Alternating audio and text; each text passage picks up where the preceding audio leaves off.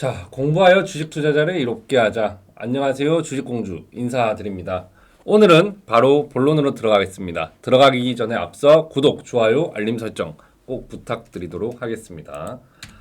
영상을 시작하기 앞서 먼저 제가 화두를 한번 던져보도록 할게요. 여러분들이라면 만년 1등과 만년 2등 누구에게 투자를 할 것입니까? 어떤 분은 당연히 지금까지 잘 해왔던 만년 1등에 투자를 해야 한다라고 말씀을 하실 수도 있고요. 또 어떤 분은 아니다. 노력하는 만년 2등에다가 투자를 해줘야 된다라고 말씀하실 수도 있어요. 사실 이 부분에 대해서는 정답은 없다라고 먼저 말씀을 드릴게요. 사실 알 수 없잖아요. 여러분들 학창 시절에 1등이 더 잘 사는지 2등이 더 잘 사는지 알 수 있나요?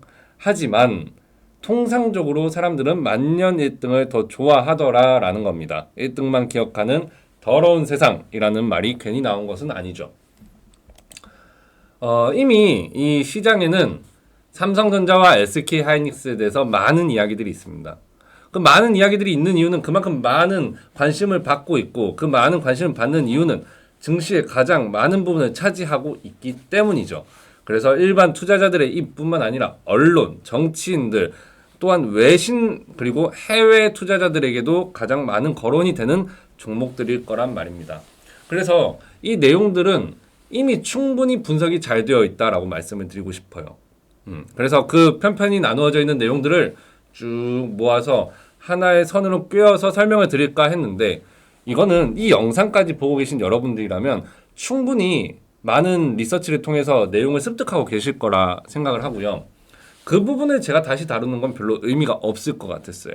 그래서 여러분들의 시간을 조금 더 존중한다면 제가 여러분들한테 다른 곳에서 뭐 리포트라든가 아니면 영상이라든가 또는 블로그 뭐 여러 가지 매체를 통해서 좀 지금 다뤄주지 않는 내용을 한번 제시를 해볼까 해요.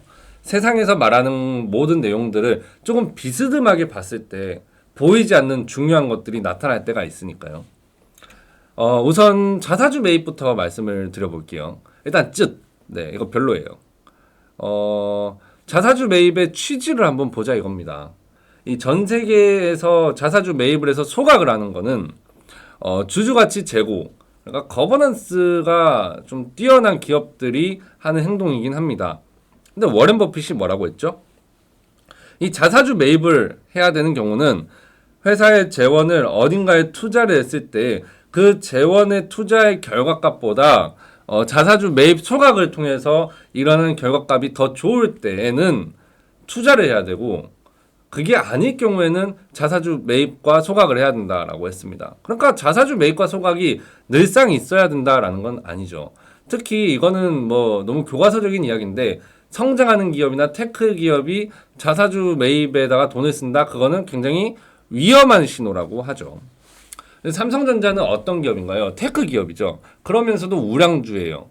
네. 그러면 뭐 앞으로도 막대한 선도적인 투자를 해야 됩니다.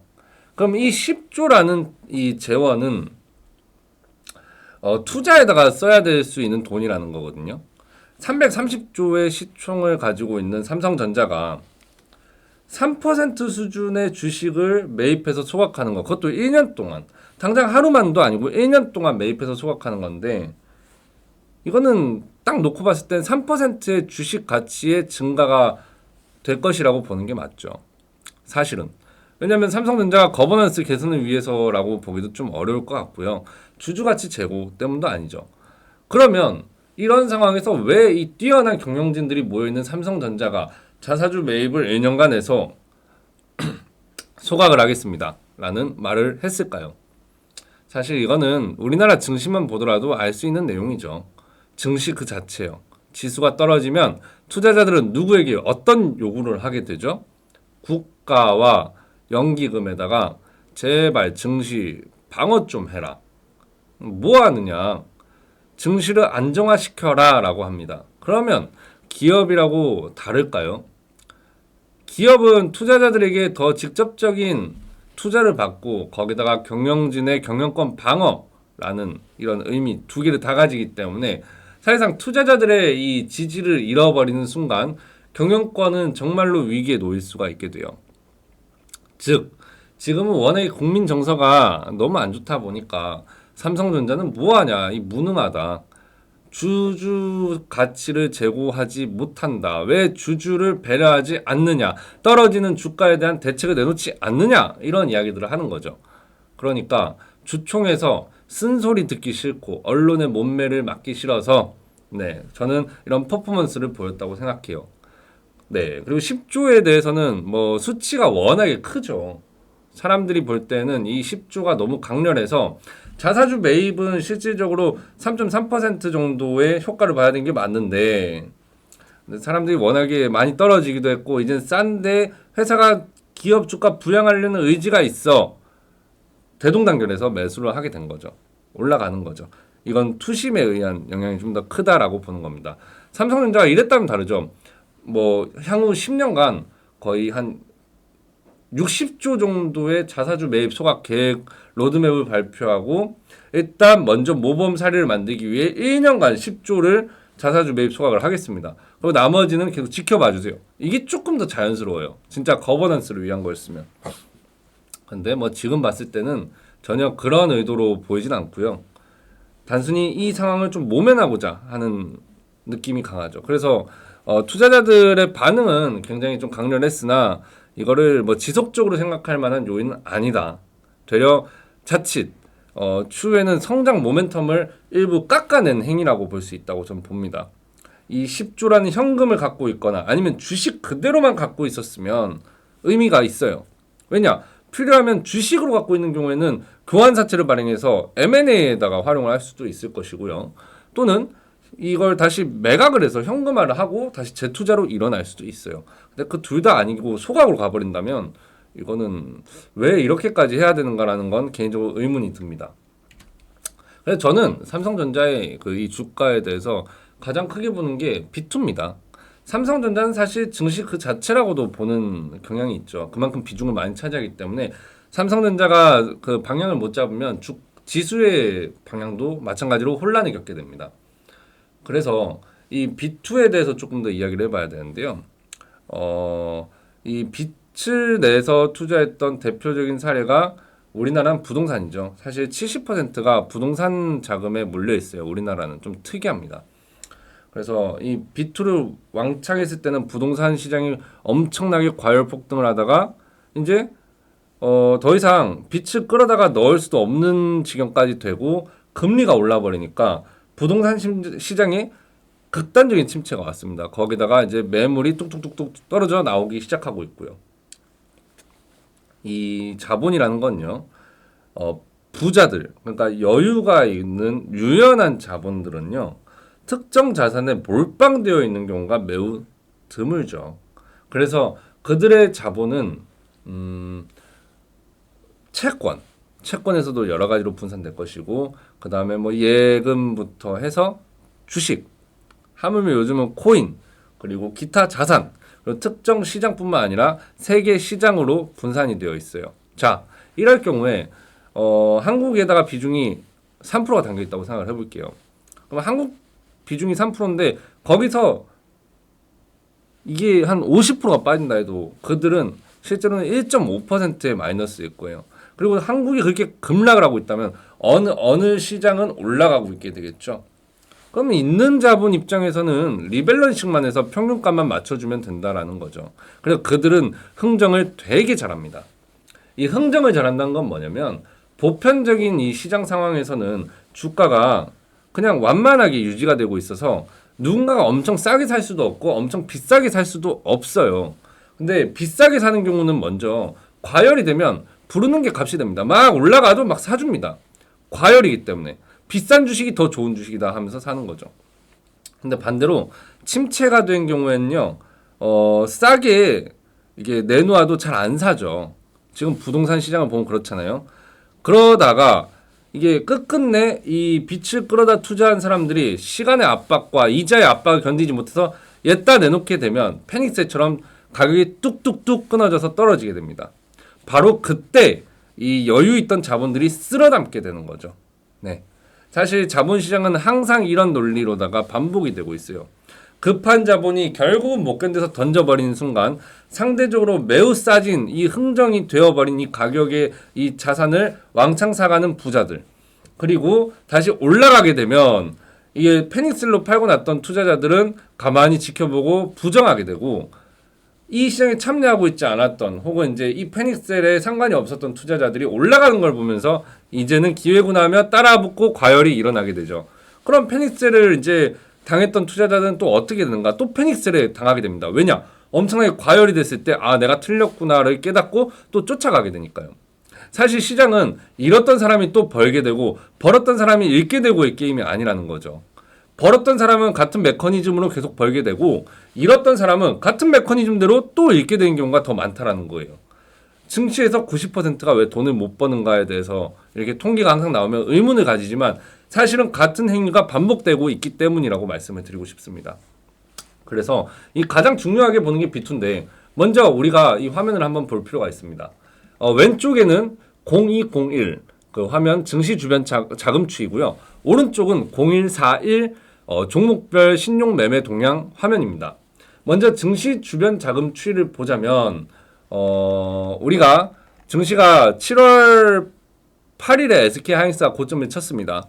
그리고 그때부터 해서 계속 떨어졌으니까 한 7월 8일부터 11일이 이 증시의 고점이고 대부분 이제 주요한 주도주들이 흔들렸던 시기라고 보시면 되고, 특히나 반도체 섹터가 무너졌던 구간이라고 보시면 돼요. 이때는 한국뿐만 아니라 미국도 같이 흔들렸다는 거 좀 기억을 해주셨으면 좋겠고요. 그래서 이때 보시면 증시 주변 자금 추이에서도 볼 필요 없는 게 예탁금도 볼 필요 없고요. 지금 제가 다룬 주제에선 예탁 증감 다 필요 없습니다. 다 필요 없고요. 다 필요 없고요. 선물 예수금도 필요 없어요. 수익 증권도 필요 없고 MMF도 필요 없습니다. 사실 이게 대기자본이라는 의미를 가지긴 하는데 지금 제가 말씀드리고자 하는 거는 오로지 신용장고와 증권담보대출장고만 가지고 이야기를 드릴 거예요. 자, 지금 화면에 보면 파란색이 왔다 갔다 하는 게 보이실 거예요. 이 7월 8일에 보면 신용장고가 11일까지 급증하고 있는 걸 볼 수 있어요. 네, 정확히는 15일까지도 증가를 했죠. 이때 보면은 증권담보도 같이 증가를 했는데요. 우리는 8월 5일 날 블랙 먼데이를 맞게 됩니다. 그래서 7월 15일부터 8월 5일까지 서서히 줄어드는 신용장고를 볼 수 있어요. 그런데 신용장고는 떨어질 때보다 반등이 나올 때 더 크게 증가한다는 것도 알 수 있죠. 네. 자, 그러면 여기서 한번 말씀드려 볼게요. 신용장고는 완전히 털렸는가? 저는 일단 아니라고 말씀드리고 싶어요. 정말로 진정한 패닉셀은 언제 나타나느냐? 떨어지고를 못 견딜 때 던짐으로써 나타납니다. 그때부터 급격히 줄어들다가 반등을 할 때도 그만큼 줄어든다라는 건데요. 사실 여기서는 떨어질 때 급격히 줄어든 것보다 반등할 때 줄어든 속도가 더 좀 컸다라는 거예요. 그럼 이게 어떤 차이를 보이는지를 설명드려 볼게요. 패닉셀 때 던진 사람들은 하고 정말로 이게 떨어지면서 그래도 안 돌아합니다. 그러다가 돌아서면은 매수를 할 수 있고, 그리고 좀 더 저가의 매수가 돼서 안정화에 기여를 할 수 있어요. 근데 패닉셀 때 꽉 붙들었던 사람이라면요, 반등이 나올 때 팔잖아요.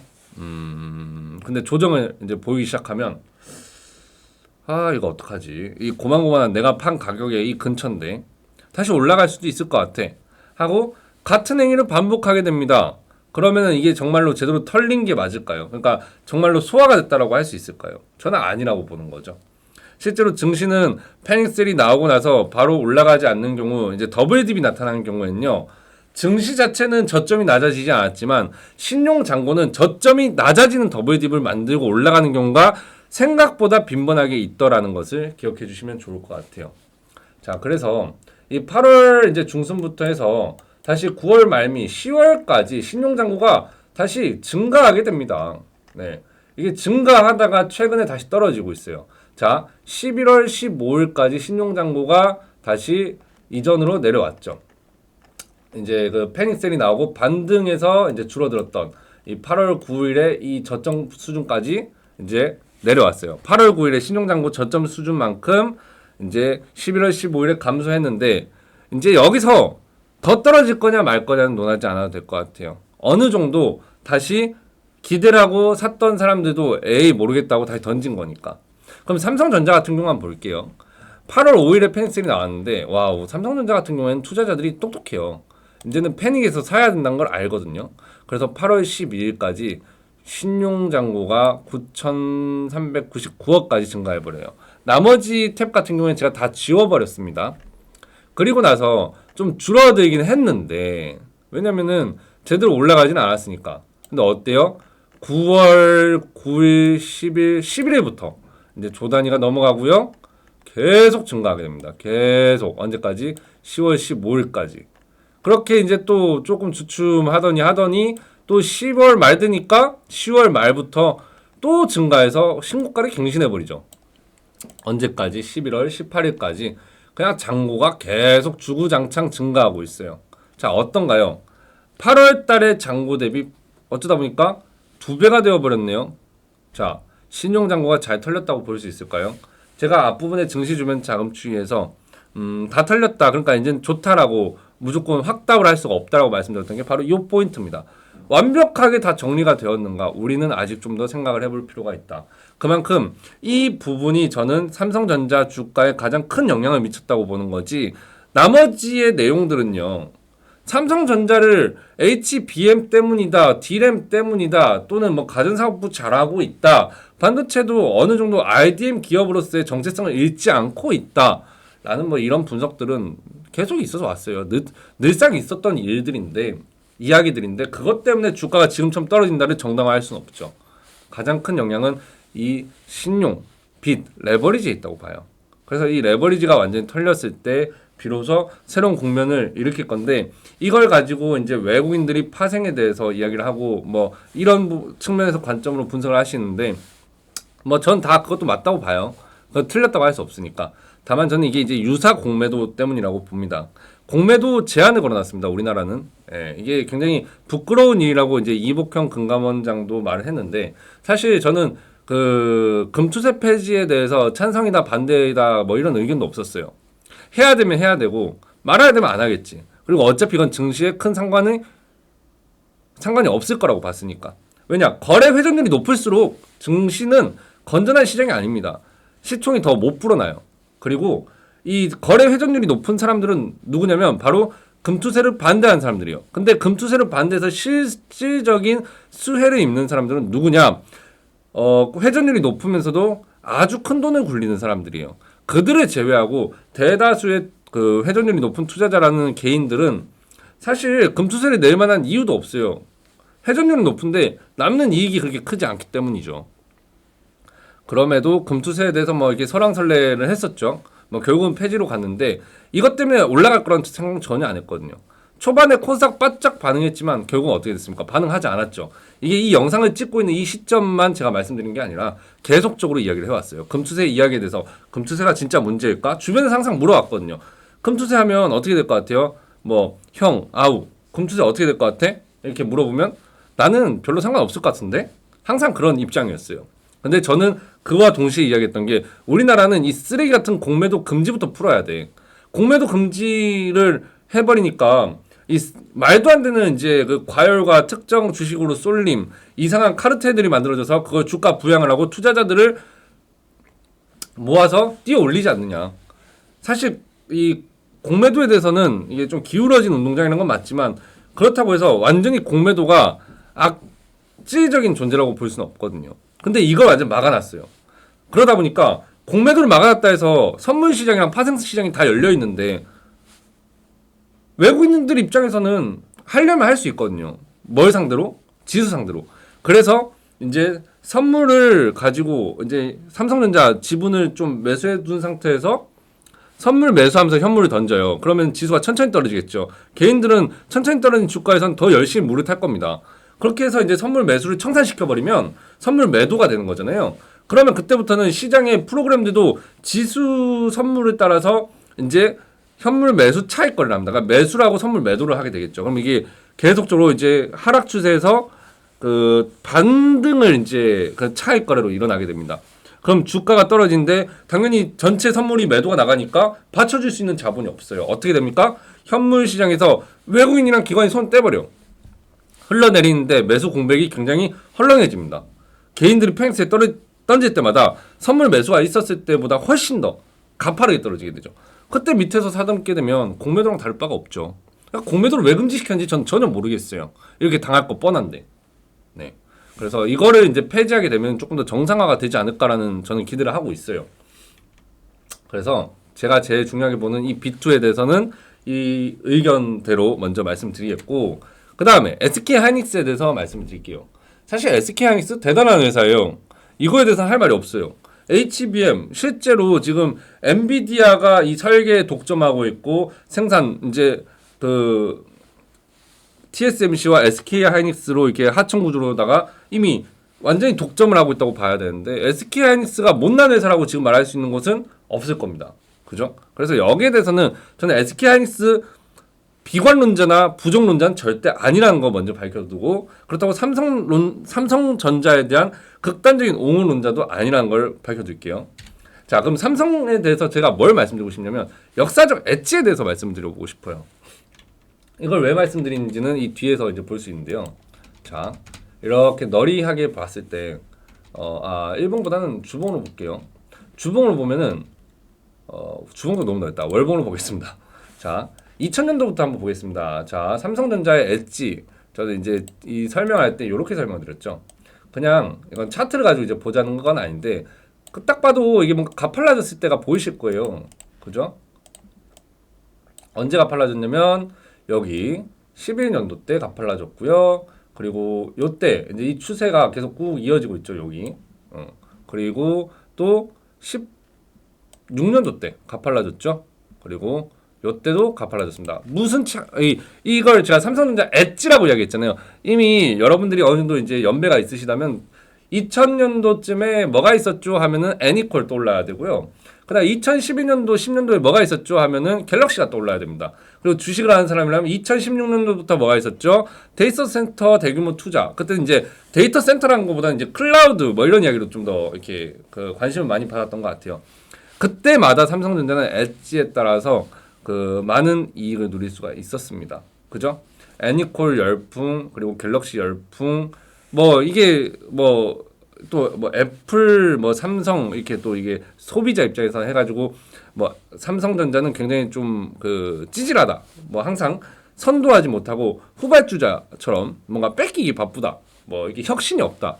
애플은 너무 섹시하고 삼성은 너무 구려, 약간 이런 말씀들을 많이 하시는데, 사실 그럼에도 경영의 결과는 주가가 말해주는 거 아닌가라고 저는 생각을 합니다. 그래서 종합 반도체 회사로도 뭐 일을 잘해왔고, 그 다음에 가전 회사로도 일을 잘해왔다. 못해오지 않았다. 근데 여기서 삼성전자가 이렇게 엣지를 일으키는 과정에서 정말 큰 위기가 있었는가? 먼저 저는 그렇지 않았다라고 말씀드리고 싶어요. 이번에는 엣지를 잃어버리긴 했죠. 그러니까 그 엣지가 잃어버렸기 때문에 무너진 건 맞다라고 봐요. 삼성전자의 이 모토는 방어 경영이었습니다. 유동성 관리를 철저하게 했죠. IMF 외환 위기 때, 글로벌 금융 위기 등 이게 전 세계적으로 어려움을 겪을 때 삼전은 여전히 1등이었어요. 우리나라에서. 이게 보수적인 재무 관리가 가장 큰 역할을 했고, 그때도 상당부 이익을 유보금으로 적립을 했습니다. 우리나라가 그때 뭐 했습니까? 문어발 경영이 굉장히 심했을 때입니다. 거기다가 다각화된 사업 포트폴리오를 갖고 있었죠. 반도체뿐만 아니라 디스플레이, 그리고 이제 뭐 가전, 뭐 그 다음에 또 추후엔 스마트폰, 뭐 기타 등등 계속 늘려왔어요. 그러니까 하청으로 시작한 건 맞지만 자체적인 이제 그 제품 라인업을 독보적으로 가질 수 있었다는 거죠. 그리고 지배 구조가 어쨌건 간에 이건희 회장 때부터 이 삼성 구조의 계열사를 순환 구조가 좀 순환 출자 구조가 너무 복잡했다라는 의견들은 있지만 어쨌든 그 지배 구조도 단단하게 잘 잡아놨어요. 그래서 경영권 위협이 거의 없었다라는 거죠. 그리고 R&D 투자를 안 해왔는가? 사실은 해왔거든요. 요즘 언론에서 말하는 게 삼성전자는 투자를 안 한다라는 걸로 바뀌었는데, 투자를 안 하는 기업이 어떻게 20년을 넘게 여태까지 왔겠습니까? 그렇게 이게 단편적으로 딱 잘라가지고 삼성전자는 지금 보이지? 얘는 투자 안 하는 회사야. 되는 것만 투자하는 회사라고. 되는 것만 투자하는 회사라서 애니콜 했고, 그 다음에 갤럭시 했고, 그 다음에 반도체까지 이렇게 이제 데이터 센터의 수요를 누릴 수 있었을까요? 저는 그건 좀 너무 과도한 평가라고 봅니다. 자, 근데 여기서 제가 왜 앞전에 SK 하이닉스의 안티가 아니라고 말씀드렸냐면, 그럼에도 SK 하이닉스는 2등으로서의 어떤 위기들이 있었는가를 한번 짚어볼 필요가 있어요. SK 하이닉스는 설립 후에도 여러 가지 경영 위기랑 지배구조 문제 그리고 거버넌스에 좀 이제 그 오물이 묻어버린 적이 한두 번이 아니죠. 삼성전자랑은 좀 이게 굉장히 극단적으로 달라요. 재무적인 약점이 굉장히 컸죠. 설립 초기 때부터 SK 하이닉스는 막대한 부채를 끌어다가 투자를 했어요. 사실 이걸 벤처 정신이라고 합니다만 이게 시장이 악화될 때마다 유동성 문제가 항상 거론됐고 빚에 시달렸습니다. 지배구조도 불안했고 대주주 변경도 많았고 적대적 인수합병 위기도 있었지 않습니까? 그리고 이제 외국계에서 치고 들어와서 채권을 흔들어 버리려고 했었고요. 그리고 이제 디램이랑 낸드란 특정 포트폴리오에 완전히 집중이 되어 있다 보니까 흔들릴 때는 이게 반도체 업황 안 좋으면 방어를 해줄 수 있는 게 없는 거예요. 그러니까 외부 변수에 굉장히 이게 민감해가지고 주기적인 침체에 대응을 못합니다. 이걸 좀 더 구체적으로 보면 IMF 때도 역시 이제 유동성 부족이 있어가지고 LG 반도체를 이제 인수했지만 LG 반도체 부실까지 이제 같이 터져버리면서 유동성 문제가 한번 끓여버리고 그 다음에 닷컴 버블 붕괴 때 이제 Y2K 버블이 붕괴됐을 때 메모리 반도체 어떻게 됩니까? 당연히 급감하겠죠. 수요가 급감하겠죠. 그 수요 급감에 비해서 투자자 인식은 더 미래를 땡겨다가 공포를 느끼니까 주가가 박살나면서 이제 그때는 또 이제 채권단한테 지원을 받아야 됐어요. 구해주세요. 그래서 결국 이제 대규모 자산 유동화를 해가지고 매각하고 구조 조정하고 그리고 공장 매각하고 그 경쟁력이 약화됐던 겁니다. 그리고 이게 이제 완전하게 순탄하게 진행됐는가? 그렇지도 못했습니다. 왜냐? 딱 맞게 인수를 해주지도 않으니까 그렇게 계속 지지부진했던 게 지금의 SK 하이닉스 아니죠. 정확히 말하면 그때까지는 SK가 아니었어요. 그러다가 완벽하게 SK그룹으로 이제 편입됐던 게 2012년도 때 SK텔레콤이 이제 그 통신 사업으로 막대한 현금을 이제 비축해뒀으니까 그걸로 인수를 한 겁니다. 네, 그걸로 이제 재무적인 이제 지원을 통해서 쭉 끌고 와서 여태까지 모험을 해온 거죠. 그러면은 아무리 체질 개선을 했다고 해도 그 시간 동안에 있었던 위기가 그 구조적인 위기라서 한 번에 뒤집힐 수는 없는 거라고 보거든요. 한 번이라고 하기엔 좀 긴 시간이 지났지만 그래서 이제 SK 하이닉스는 그런 과거의 아픔이 있었던 기업이에요. 자, 얘는 만년 2등이었고요. 삼성전자는 만년 1등이었습니다. 방어적인 만년 1등과 모험을 통해서 여태까지 벤처 정신으로 와서 결국은 한 번에 일으켜낸 만년 2등. 지금 이제 HBM은 1등이 됐습니다만 이 부분만 놓고 나서 삼성전자는 끝났어라고 할 수 있을까요? 그럼 지난 과거에 쌓아둔 그 돈들은요. 그리고 이게 반도체 부문에서의 실적 매출 비중으로 보더라도 아직까지 매출만 놓고 봤을 때 삼성전자가 밀리질 않아요. 왜냐? IDM 업체로서 뚝한이 있고 사실 삼성전자는 어디에서 더 투자를 많이 했냐면 맞아요. HBM에 투자를 줄인 건 맞습니다. 원래는 삼성전자가 앞서갔던 것도 맞고요. 근데 왜 줄였는가에 대해서 한번 생각을 해보신 적 있으신가요? 삼성전자는 SK 하이닉스와 싸웠나요? 사실 그건 아니었습니다. 그보다는 TSMC와 싸웠죠. 계속 나노 싸움하고 있었어요. 거기에서 선점을 하는 게 더 중요했었거든요. 근데 어쩌다 보니 HBM이 붕 떠버린 거예요. 그렇다면 지금 HBM을 가지고 봐봐라, 삼성전자는 HBM에다 투자를 하지 않아서 이렇게 개망했다라고 말할 수 있는 사람들이라면 과연 그때는 HBM이 일어날 걸 알고 있었으면 그 사람들은 엔비디아에다 다 때려박아서 돈을 벌었다든가 HBM과 관련된 무언가에 대해서 있어야죠. 사실 근데 그런 건 없었거든요. 하물며 HBM이 이제 엔비디아조차도 HBM이 이 CPU를 능가해서 AI를 완전히 이제 AI의 하드웨어를 완전히 주력으로 잡을 것이다라고 확신을 했지는 않았을 거 아닙니까? 그게 있었다면 애진즉에 그것부터 이야기를 해서 선두에서 끌었을 거예요. 그냥 AI라는 이 산업의 변화가 생기면서 이 태동한 산업에 의해서 엔비디아의 그래픽 카드가 갑자기 붕 떠버린 거예요. 이런 걸 가지고 역시 이걸 준비해왔어 라고 말하기엔 이걸 준비하지 못했으니까 너는 아주 실패작이야 라고 말할 수 있을까요? 그건 아니란 거죠. 다만 이거가 시사한 바는 굉장히 커요. CPU의 시장이 흔들려버리고 그리고 실제로 이제 소비자의 신뢰도를 잃어버리면 어떤 꼴이 나는가. 인텔 같은 경우에는 이제 다우에서 편출돼 버렸죠. 그만큼 아주 큰 의미를 가진 건 맞아요. 인텔은 CPU의 최강자였죠. 근데 이제 AMD가 이제 가성비에다가 이제 그 코어의 수를 늘려가지고 연산 이제 처리 방식이 좀 더 되었을 때 안정화도 돼버리니까 실질적으로 이 가격을 주고 인텔을 쓸 이유가 없어진 거예요. 엄청난 발열이나 이런 문제도 해결할 수가 없고 점점점 이제 높은 연산으로 높아질수록 그 단계가 높아질수록 이 기술적으로 이 하드웨어적인 부분을 완전히 소화를 못하는 거예요. 그래서 지금 인텔이 저렇게 박살이 나버린 건 맞습니다. 근데 삼성전자 같은 경우에는 포트폴리오가 뭐 인텔처럼 하나에 딱 꽂혀 있는 건 아니지 않습니까? 사실 삼성전자도 낸드하고 뭐 디램도 만들고 거기다가 이제 가전 사업부나 이런 것도 있고 HBM도 지금 다시 또 이제 퀄 테스트를 맞추려고 진행을 하고 있죠. 근데 이렇게 말합니다. 퀄 테스트 통과가 왜 이렇게 안 돼?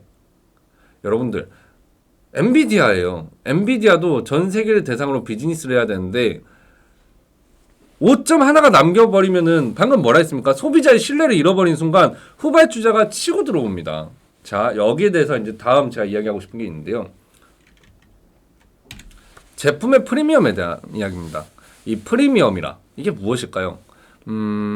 명품 하면은 이제 LVMH 이제 그 루이비통 뭐 이런 것들 사실 그 원가 같은 경우에는 굉장히 저렴하죠. 근데 수백만 원을 호가합니다. 이 프리미엄 제품을 팔게 됐을 때 남는 장점이 뭔지 아세요?